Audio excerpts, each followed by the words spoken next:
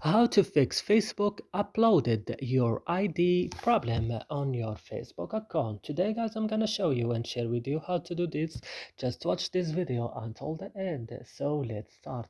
First, you will just open settings of your phone, and when it's opening, what you should do right now, just you will go directly to apps, and on apps you will search for Facebook, and when you found Facebook guys, just open it like this. Then you will scroll down also the screen and go to storage, and on storage go to clear data and click OK, and that's it, your problem will fixed. So I hope this video is useful for you guys. Don't forget to like, also subscribe in our channel. See you in another video.